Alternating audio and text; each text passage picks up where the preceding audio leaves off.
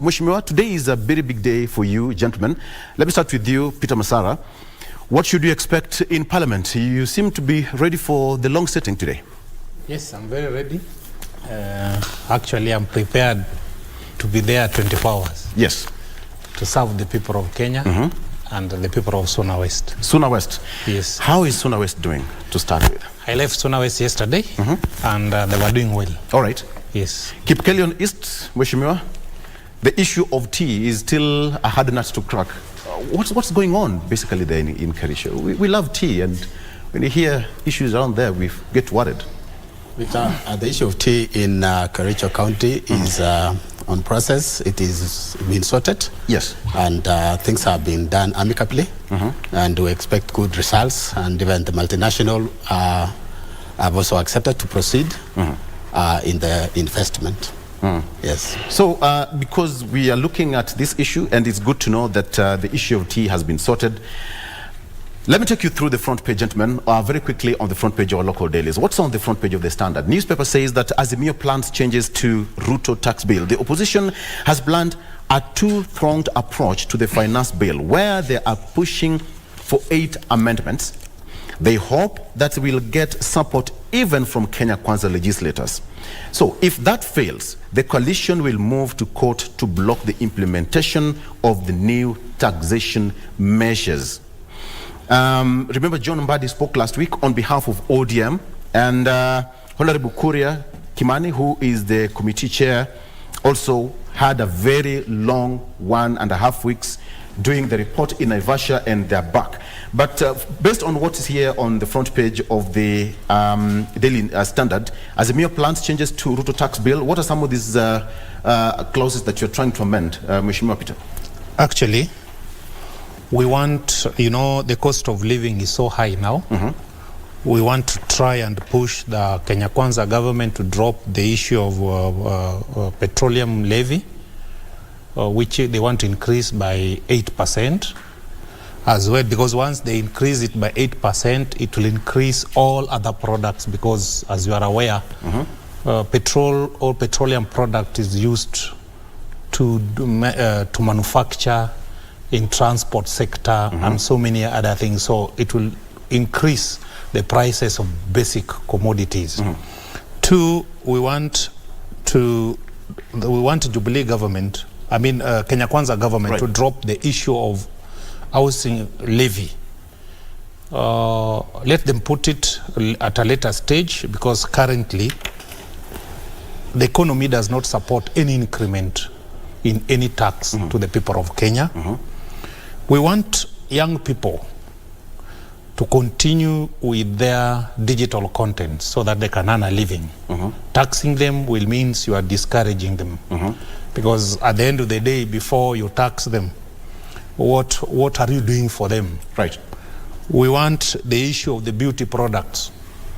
There are so many people in saloons, and so far they are earning their living through hard work.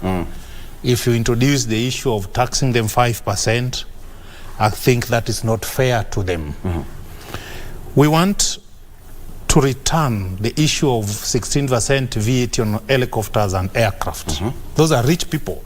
If Kenya Kwanza needs money, those are the people they should target to get more money from them. So you want it to go up or to be retained at 16%? It should go up. Okay. Yes.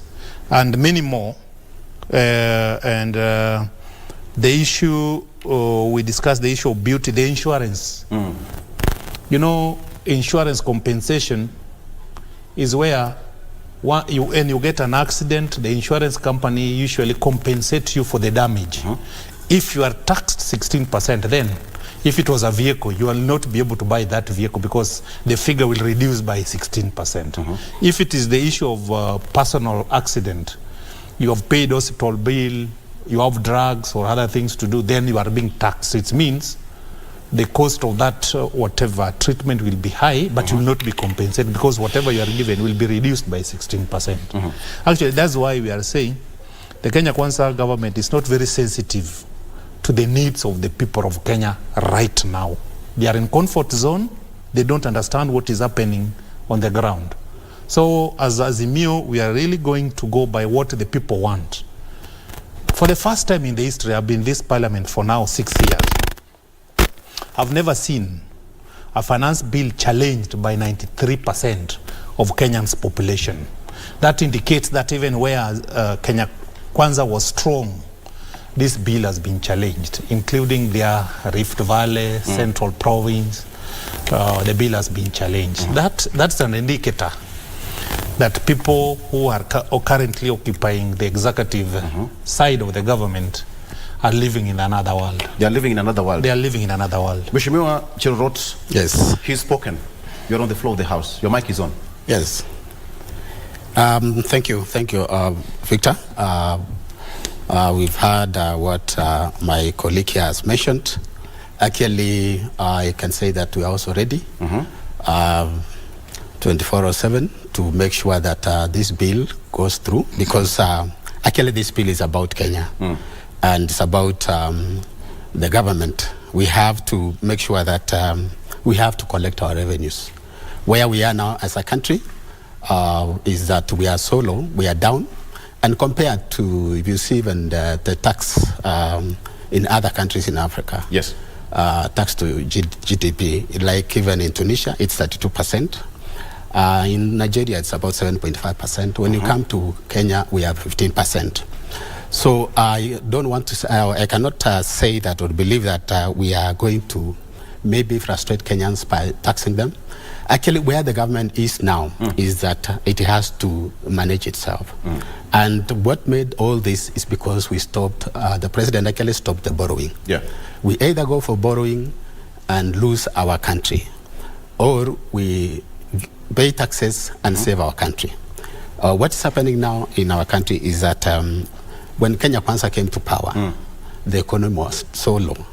Actually, during Kipaki's regime, Kipaki actually made sure that the Kenyans paid taxes.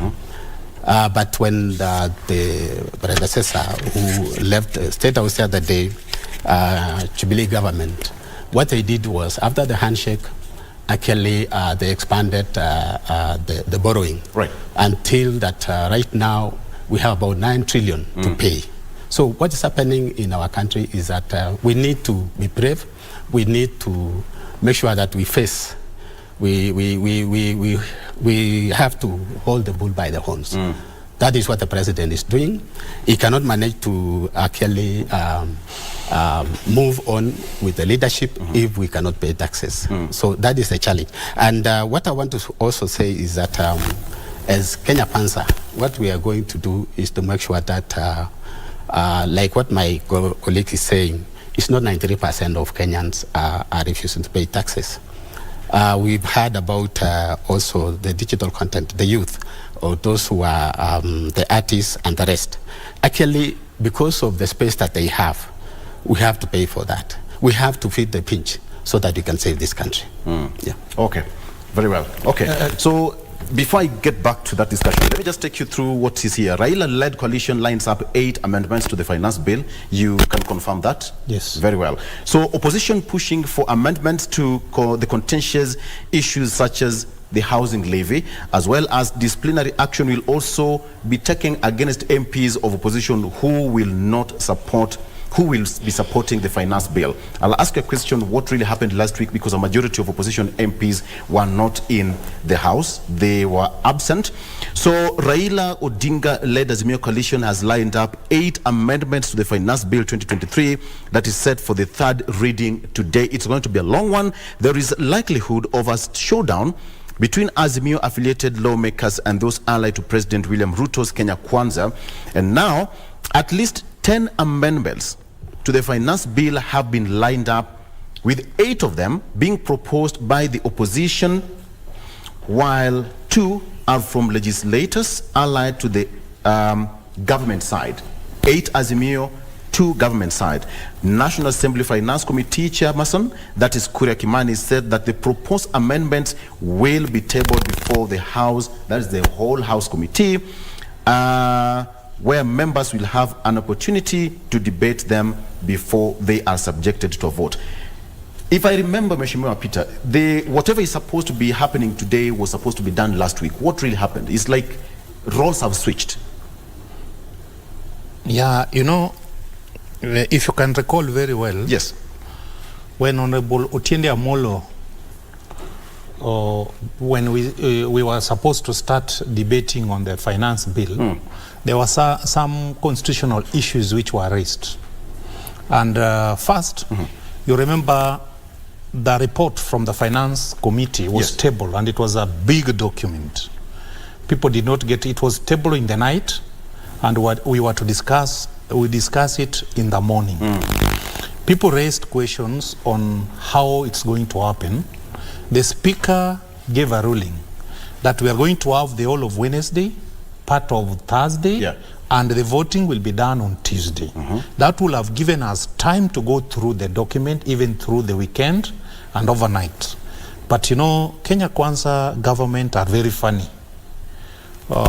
We gave them the benefit of doubts that is a parliament where things are supposed to be done right. But you are alive to the fact that they decided to rush it, and it happened the way it happens. We are still saying that all is not lost. Today, we have good strategy. Actually, can I tell you, Victor? Go ahead. If these clauses are going to be voted secretly, secret ballot, we are going to carry the day. The Kenya Kwanza MPs are being forced to pass this bill. Majority of them, if you can look at their body language, if you can bring back the clip after the votes were announced, they were sad. They were not in the celebration mood because they were forced to pass the bill. And let me put records clear to the public. My brother has just spoken that we must pay taxes. Yes. We are paying taxes even now. We have what is called Finance Bill Act of 2022. That is what is enabling the government to collect taxes now. It's not that this is the first time. You know, Kenya Kwanza MPs are behaving as if this is the first time Kenyans are going to pay tax. We have paid tax since 1963, even before that. They are comparing Kibaki's time and Uhuru Kenyatta's time. Who was the deputy president for the last 10 years during President Uhuru's tenure? It was the current president. Actually, I can bring even clips where the current president, when he was the deputy president in their first term, he was talking, he was the one who was pulling everything. He was the one running the government. Now, they want to associate themselves with the successes of Uhuru Kenyatta's regime, but they don't want to associate themselves with areas they didn't perform well. I can authoritatively say that there is no single time between 2013 and 2022 when Raila got into the government. There is no single time. They worked together with Uhuru Kenyatta for the sake of this country, because after 2017 election, the country was so divided. Right. But because he's a statesman, he decided to put his personal interests aside and take this country forward. The issue of the amendment we are going to do is for the sake of this country. If I were the president, if I were in the government, these changes, we must pay tax so that we can be self-reliant. But what do we get from the tax we pay? That's another question. During Kibaki's time, there was what was called goodwill. Both Kenyans and the international community were very ready to support the government. That's why they performed well. There were voices of reasoning, where when something was wrong, it was being solved.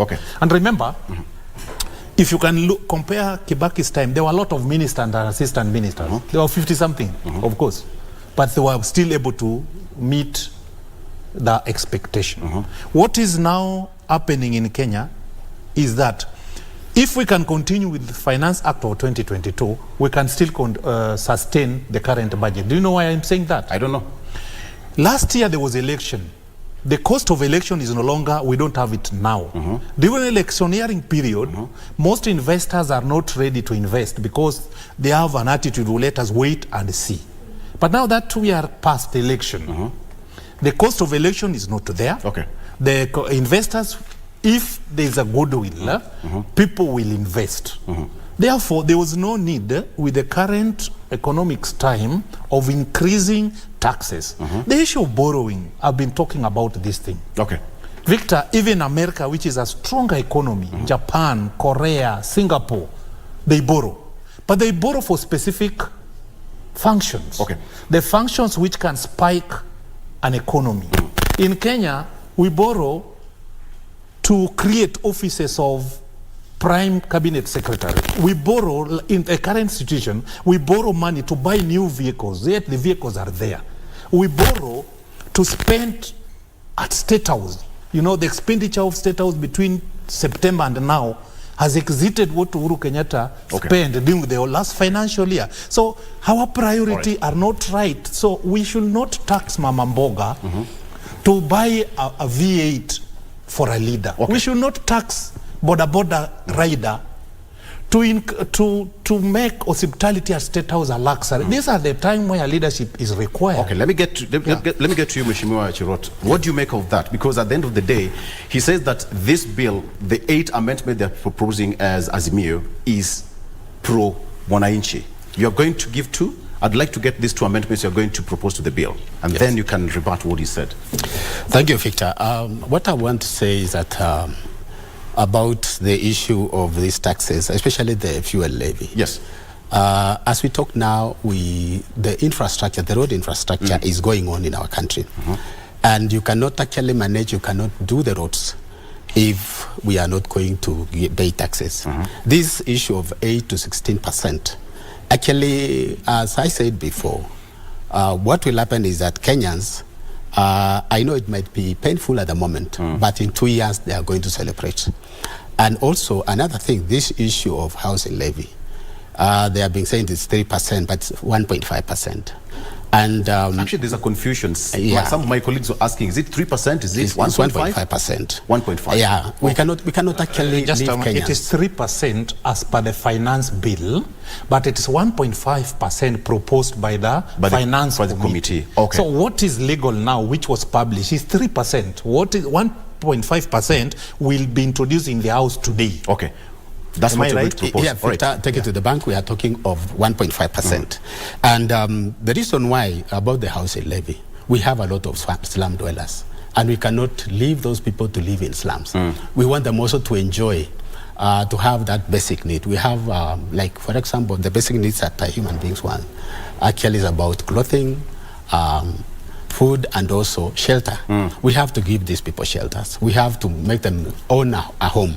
And that is why the president is very keen on that. And also this is going to even create jobs of about 1 million youth who will be actually working on that.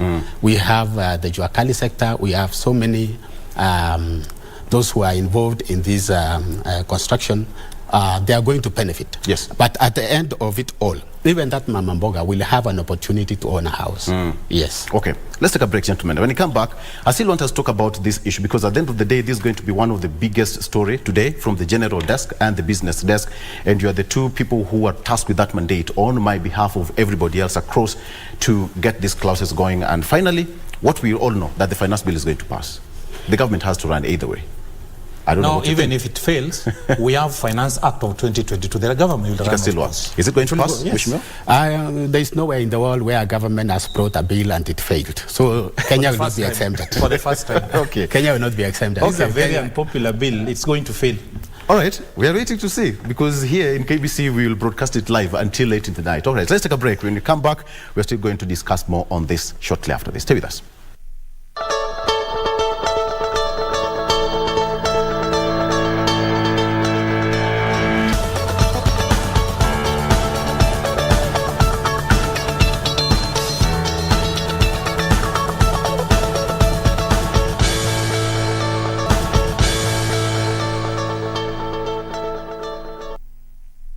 Okay, welcome back. So, Peter Masar, MP, Suna West, and Joseph Cherorot, who is member of Kipkelion West, East. Beg your pardon, in Kericho County. We're having, behind the scenes conversation here, and I can tell you, it's there is so much to this bill. So let me take you through the front page of the Star very quickly. Big clash as MPs take final vote on the law. That is what we're discussing. Azimio troops line up a raft of amendments to cripple Ruto's revenue stream. That is on page 4 and page 5. Continues there. 8 managers suspended, all NHIF staff to undergo lifestyle audit. Gentlemen, I'll ask you about this because Mwananchi is suffering, and when you hear such cases of NHIF, the health sector is not all that healthy. It's slightly sick, so to speak. No media will be denied state adverts. That's according to Gachagua. There was an uproar yesterday after CS Moses Kuria made some remarks there.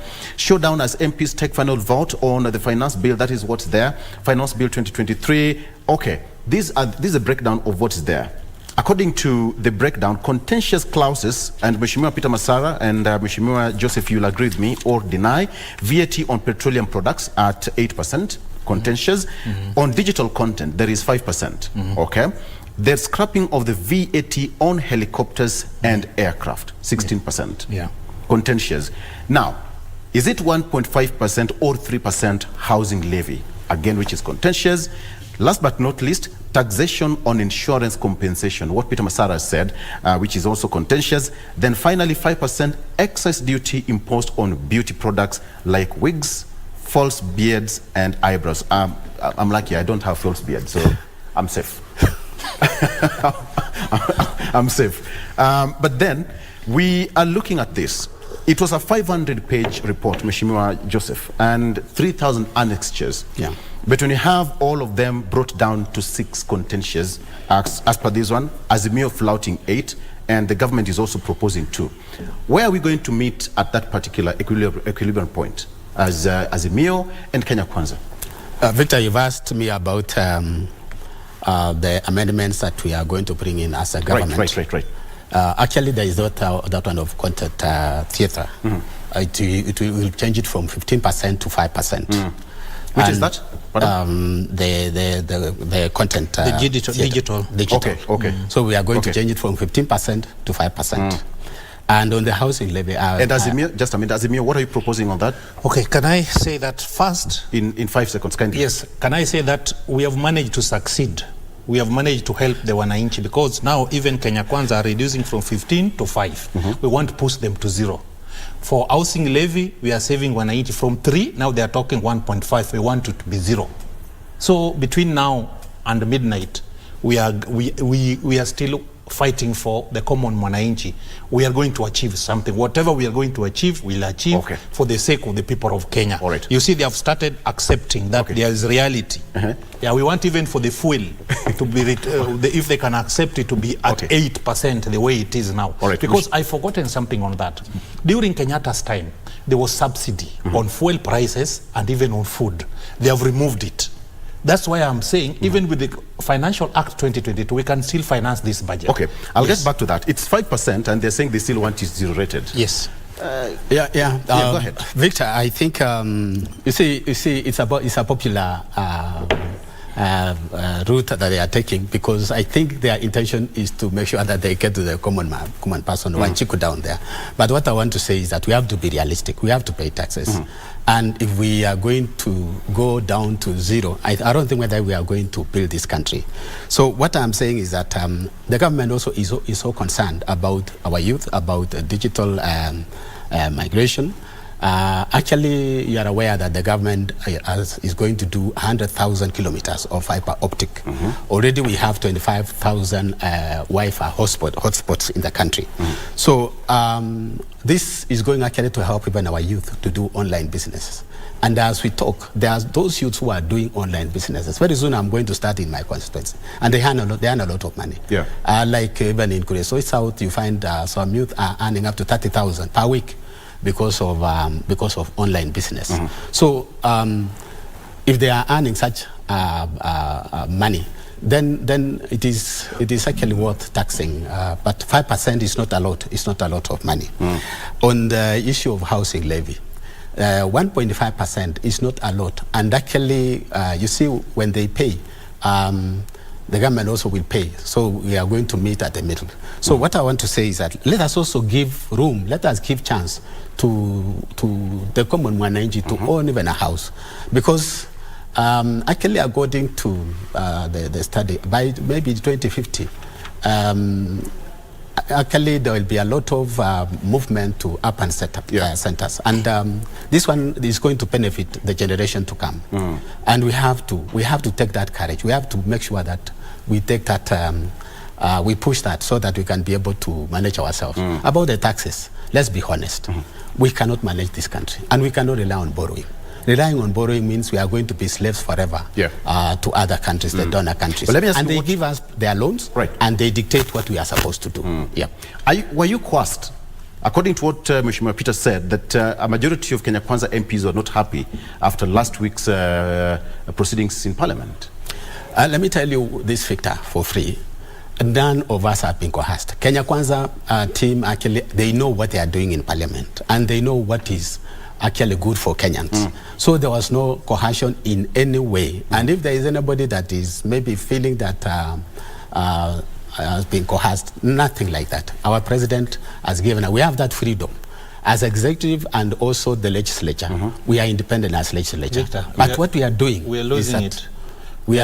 What we are doing it is that we have to support the ruling government because we are part of Kenya Kwanza, and we cannot exempt ourselves. All right. Victor, when what's the point of order? A sitting president says in a public that I'm waiting to see that MP who is going to oppose this bill. What do you expect from an MP? ODM Raila Odinga also said the same thing, whipping members. Let me say, we as Azimio, we went ahead by the wishes. We were doing what the public, the outcry.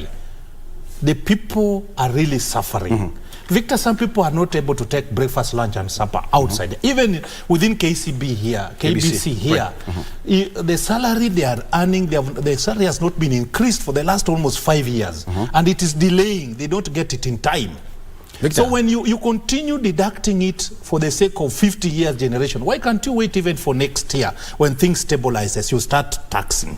You look for ways of cautioning the citizen.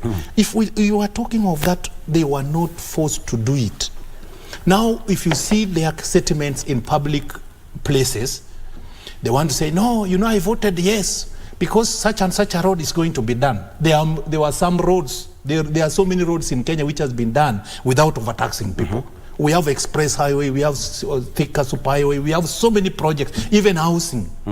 So many were done during Uhuru Kenyatta's time, and the fuel levy was 8%.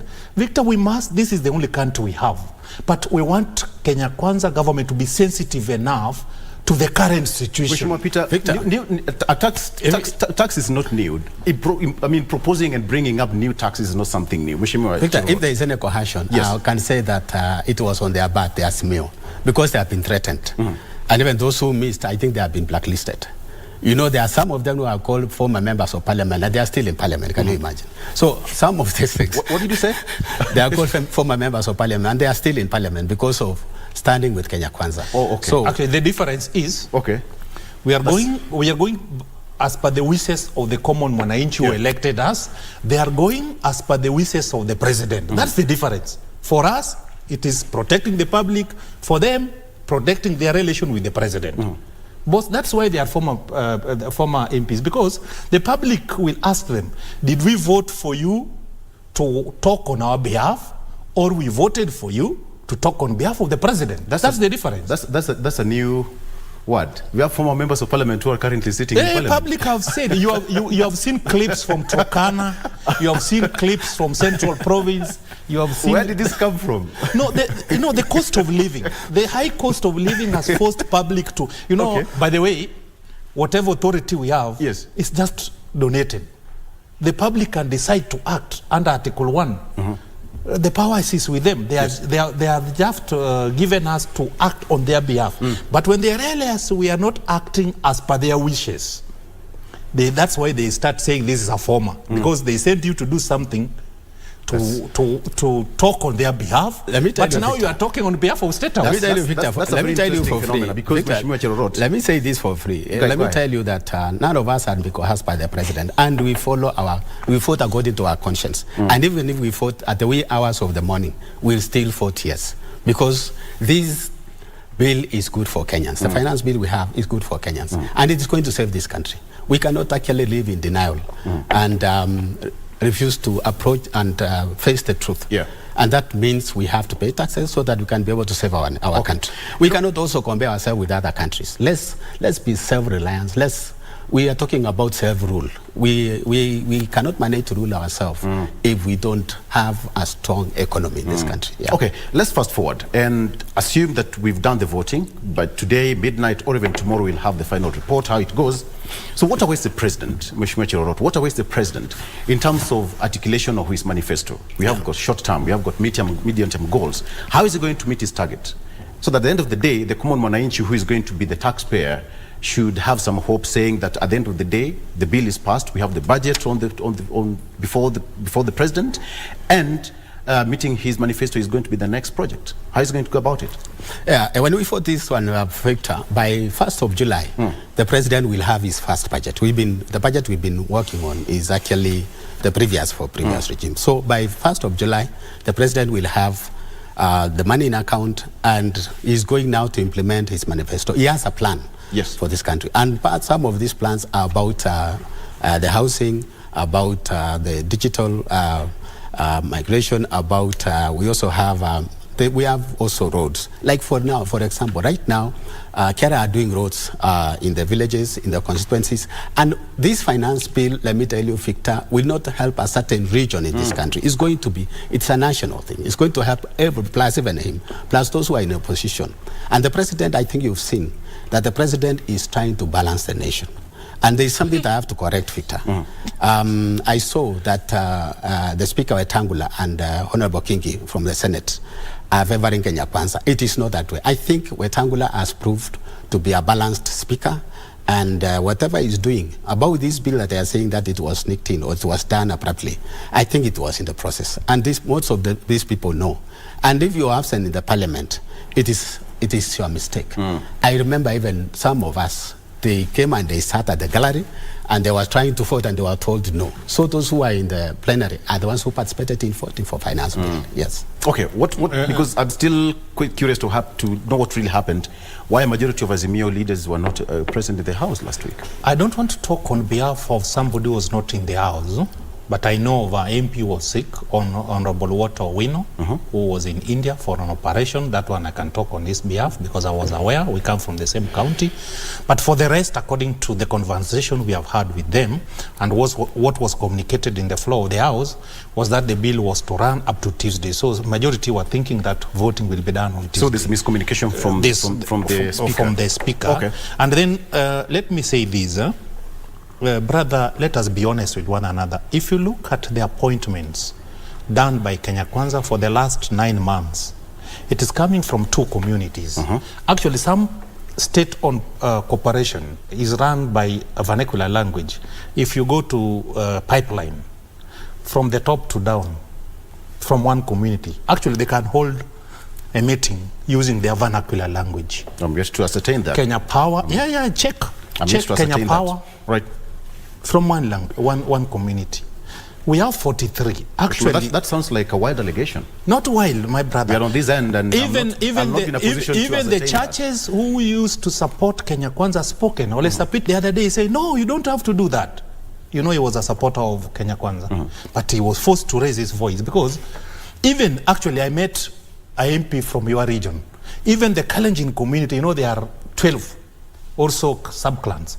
But they are saying only the Kipsigis and the Nandis and by extension the Tugans are benefiting. The rest are not benefiting. I'll have to do more research on that. You need to invite us back here so that we can take stock of all the appointment which has been done, both PSS, CSS, and ambassadors, head of state corporation for the last 9 months, and you'll realize that. Victor, that's why people are even contesting the issue of paying tax because they are wondering. Victor, must we disapprove that? I have to disapprove that. Yes. Because let me finish. Actually, if there is any government that has balanced this country, who have given even the Molos and even those people from down there in Mombasa, is this government of Kenya Kwanza. The president has balanced the country. You can see. Just go through even the CSS, go through the public service, go through the PSS that we have. For example, even in the Luo Nyanza, where we didn't get votes, we have the PS Oloo. Oloo is the one who is in charge of security in this country. The Deputy President's office, the Chief of Staff there is from Nyanza. And we have several of them. Owalo, I went to Rariata the other day during the homecoming, and those people are actually celebrating, and they are grateful for what the president is doing. So this Kenya Kwanza government is not a tribal government. Actually, and let me say this, when it comes to appointments, it's actually even the parliament who are involved. We are the ones who are affecting these people. So we cannot say it is the president or who. Actually, it's a collective responsibility. Right. Victor, so we need to move toward the right direction. So is it a moment of truth today for you gentlemen? Is it a moment of truth for you? Because at the end of the day, we'll be sitting here. 176 members of Kenya Kwanza voted last week during the second reading. 4 from Azimio voted for the bill, and a host of MPs from Kenya Azimio were absent from the House. What is going to change today? Let me start with you. One, we want to request Kimani Chungwa and Honorable Osoro to leave the speaker to do his work. Today, you'll be watching what will be happening in Parliament. When right decision is about to be done, you'll see the kind of the movement the whip and the majority leader is doing. Some of them are not well researched. That's what is giving us problem. 2, I want to encourage all members of parliament that as much as you are in the government today, tomorrow you may not be there. Do something which even after you have exited parliament, the people who gave you opportunity to be in parliament can say, you stood with us. The timing is so bad to an extent that they may pass it, but we are optimistic that things are going to change. All members of Azimio are now with us. I've talked to almost 17 members of Kenya Kwanza, and they said they are going to support close by close. They'll vote by the wishes of their people. And I believe the number of Azimio is going to increase. And above all, we have an opportunity. I've told you, Article 1 is very clear. We have our courts, and we are still mobilizing. But still there is time between now and 2, the Kenya Kwanza government and the Azimio can sit down and agree, because we have one country, so that the clauses which are contentious, we can settle on a middle ground, where the ordinary people, we can agree that we need housing, yes, nobody is disputing that, but can we suspend it for now? Okay. We need to do major roads. That sounds like a mild proposal from Azimio. That sounds like a mild proposal. Can we yes, the 1.5% housing levy, you're okay with it, but no, we are okay with housing levy, because we need houses in reality. Okay. But the figure and how to manage it, another consensus is not only deduction, but how it is going to be managed. Okay. You are talking of NHIF, yes, which has a board, and it's going down. You are going about NSSF, which has a board, and things are not clear. Yes. We are talking about pension money. People retired. They were contributing money during their time in office, but it takes them 6 or 8 months or 1 year before benefiting from their contribution. Okay. When you introduce another contribution now, and another thing, the ASLA fund. Yes. They have spent public money giving ASLA fund, which they say you are being deducted a certain amount. Before it is disbursed to you, there's a certain amount being deducted. Okay? They call it saving. Where is it now? In their budget, they didn't indicate that for the last 6 months, the saving for ASLA fund is this one, the one we have deducted. When you are given 500, there's a percentage being deducted. You don't get the 500. So you're talking about who is going to be the custodian? Who's going to, and where is this money being put? Right. So all these things which are not clear is what is making the opposition to be strong. We want clear. Actually, what I can say, my own assessment, is that the Kenya Kwanza were really campaigning, but they were not ready to govern. By the way, my background is in governance. Hold on to that. Victor. Mheshimiwa, because at the end of the day, if I got it right, you're having that bill read for the 3rd time today. Yes. It's something you've spoken about. You have got Article 1. Yes. You have got courts. Yes. And you're still mobilizing. Yes. I think I'm sharp enough to understand what you're trying to say. Okay, but coming to Mheshimiwa Cherorot, at the end of the day, 3.3%, 1.5%, and now you are likely to say that, okay, it can pass, but can you wait? Yes. That's what I'm trying to get. For things to Victor, stabilize. let me tell you this. I want to ask my friend Masara to look for land and donate, because it was announced in Parliament. It was announced in Parliament that this is not about Kenya Kwanza alone. Right. These housing units which are being done, the other day you saw the president was in Kakamega and they are going to do some 10,000 housing units. So these housing units it's not about Kenya Kwanza. Every member of Parliament, it was announced that please give us the land so that we can come and do those housing units. So my brother, I want to ask you also to donate. You've promised so many things and you've realized very few. That's our worry. We are just 8 months. We are just 8 months in the office, and still even promising, if it was, still promising, yeah. promising. You know. Now look here. When you want to put up a house, you look for materials first, and then you start before you start the construction, and they are going to come up with a very nice house. So that is what Kenya Kwanza are doing. Let's wait. Maybe 2027, a very beautiful house. So what I want to say about Ichungwa and Osoro, what my friend honorable member said about Ichungwa and Osoro, that they always interfere.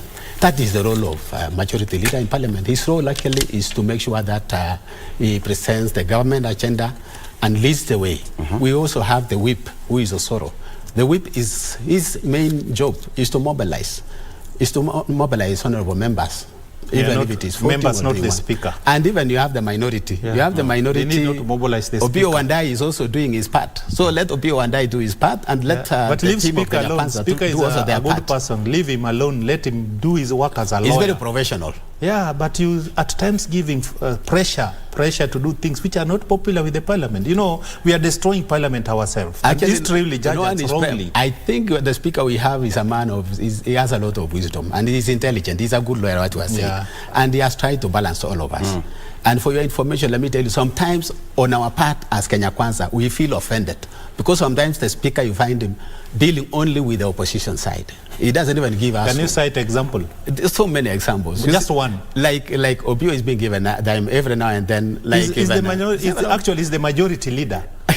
During election, Azimio got so many members of Parliament, you use state money to buy some MPs, and we are in court over the same. We have not put in a member. Yeah, in fact, we are in court over the same. We are the majority in Parliament. We should be the majority. I'm more interested in understanding how it's going to change today. The voting is going to be taking place, Mheshimiwa Peter and Joseph, because we are looking at the end result. The proposed amendments from Azimio, if they all pass or fail, the bill has to go on. The country, as you put it, we can have the budget proposal of 2022, the bill of 2022 to carry forward. But that cannot happen because that's the last regime. And the new regime here, as you can say, has their own amendments, their own proposal, their own manifesto, and even projects to achieve. But as we come to this, what do you really think, Mheshimiwa, is the head of the president where he is right now? In 30 seconds before we take a break, what's the head of the president to achieve his manifesto? Pardon?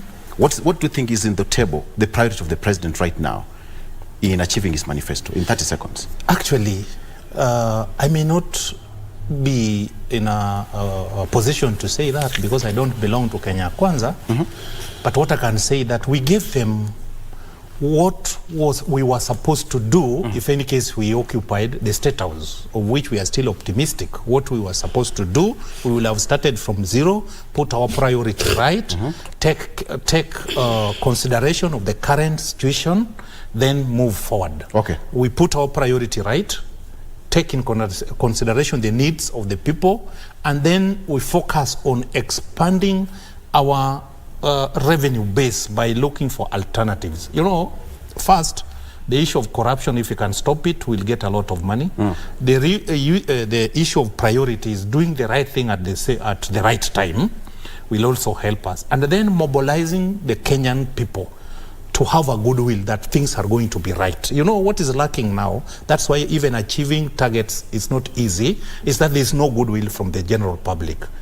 We have been promised stadiums, we were promised laptops, we were promised people going to other countries to study, we were promised this. Now, Kenyans believe that everything being said by the current government is just promise.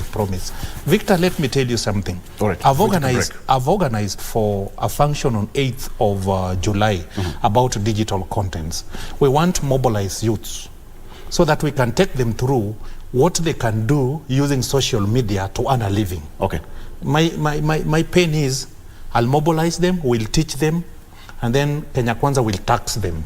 Okay. That's my worry. They'll be overtaxed. Your mic is off, and by the way, I'm being reminded that you're going to send a pro forma, you're going to send an invoice. That's a free advert. 8th of July. That invoice is going to come on my desk. Okay, Mheshimiwa, let's take a break. Thank you, Victor. Let's take a break shortly. I'll give you a minute to respond to that. Yeah. All right, but Mheshimiwa, just do an invoice to land on my desk. Problem. No problem. All right, let's take a break. We'll be right back. Kenyans who... We'll be right back after this. Yes.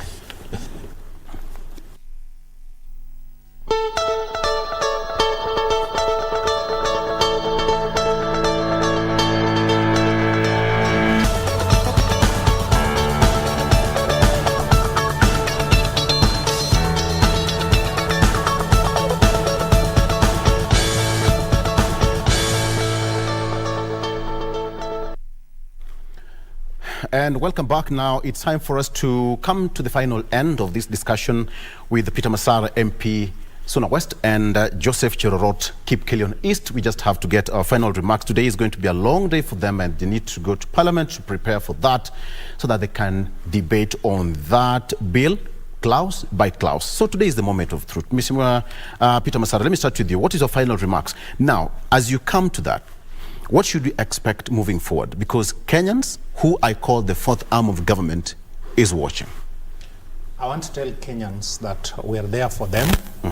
We'll do all that we can to ensure we protect their interests and to check the executive, regardless of the current environment.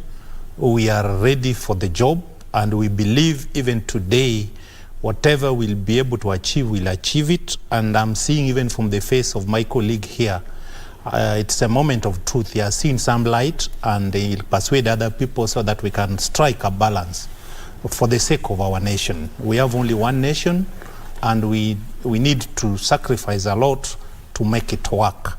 But we should not kill many businesses. But now, Victor, you know, even if this bill passes, achieving the objective is going to be an uphill tax for the government, because the purchasing power of the common mwananchi shall have been reduced. When you put it to 16%, very few people will afford to fuel their vehicles. Majority of Kenyan, more so the working class, will use matatus to go to their job.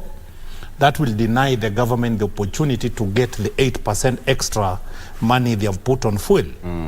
When you take away another 1.5% as fuel levy, as housing levy, a Kenyan who was earning 10,000 or 18,000, who has a loan already, and the cost of living, you know, remember sugar now is 250, hunger is 2 something, okay? And we are not, they promise us by June things will change, even gas will go down.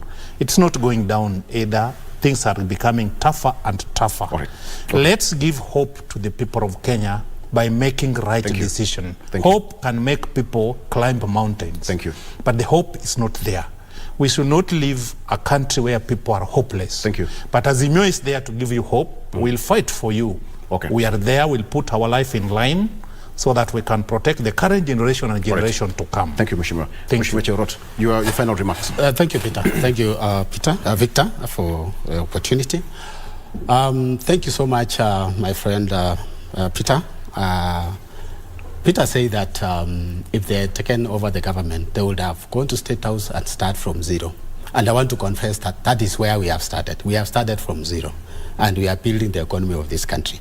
As Kenya Kwanza, I want to say that the president means well for the country. And that is why we are actually bringing this finance bill for us to be able to manage ourselves. Peter said that he's going to give me an invoice for the digital, he's going to actually to launch. And I would like to ask him to invite me so that I can be the chief guest. And for that first invoice, I would like to have it so that we can be able to proceed. Otherwise, about the government, about the Kenya Kwanza, we are the president is so keen, and even the Kenya Kwanza team are very keen with the digital migration, with the ICT hub. Actually, we are going to have in every ward ICT hubs. In my constituency, I'm working on that, and I want to say that already the ICT team are working on that, and this is about our youth, so that they can be able to do online business, as our friend has mentioned. About the president, when this bill passes, he is ready to run with it. He is ready actually to implement what he has promised Kenyans. My friend mentioned that we had promised the stadiums, the laptops. That is about the last regime. Okay. And even though maybe the president participated in that, he didn't have manpower, he didn't have the capacity to do it, because we had another head of state. But right now, we are going to give Kenyans what we promised, and we are going to deliver. Thank you. Lastly, Thank you. I want to insist on these affordable homes. He also will be also a beneficiary. So otherwise, I want to ask the Kenya Kwanza team that let's go to parliament, let's vote together for yes. I know he has told me that he was trying to convince me that some of his voters are telling him convince Cherorot to vote no. I will not vote no. And I want to appeal even for those Kenya Kwanza who have got different options, that let's vote together so that we can be able to build this country. Thank you, Mheshimiwa. All right, thank you, Mheshimiwa. Joseph Cherorot, Member of Parliament, Kipkelion East, thank you so much for the first time coming on KBC Channel 1 and for honoring our invite. Peter Masar as well.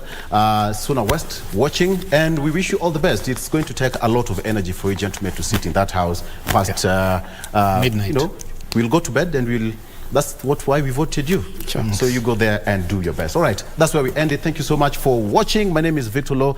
Right about now, we are crossing to Zinga. Rashid Momkondo and Dora Manya will have this discussion, an amazing one. You don't have to miss. My name is Victor Oloo. Have a good morning. Bye-bye for now.